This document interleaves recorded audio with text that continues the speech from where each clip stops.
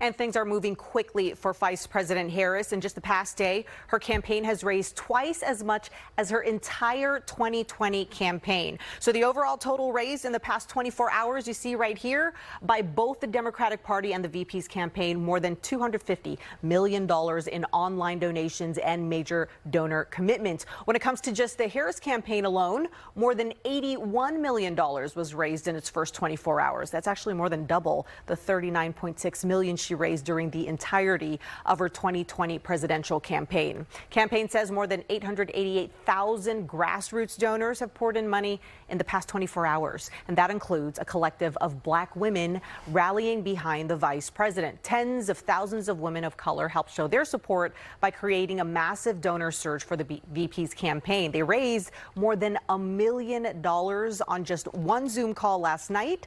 NBC Bay Area's Velena Jones explains how they did it. Where were you July 21st? 44,000 Black and brown women were online putting their support, money, and network of resources behind VP Kamala Harris. And they say this is just the beginning.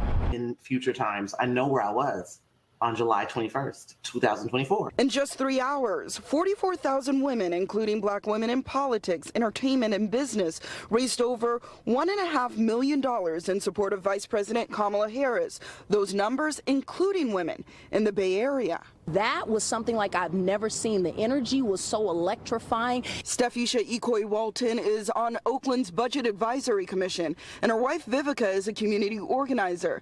They were both on the Zoom call with women who represent the power of a voting group Democrats will rely on to win in November.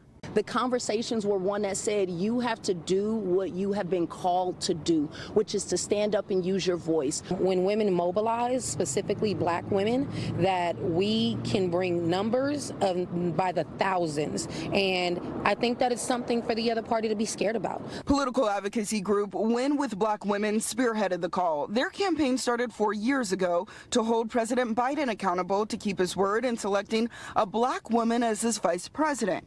Councilmember Treva Reed has been a regular on the weekly Sunday calls. It's not just an opportunity for Black women to be excited. I think this is an opportunity for those who value certainly the benefits of democracy and equity, and just the values of how you show up caring for communities across this country.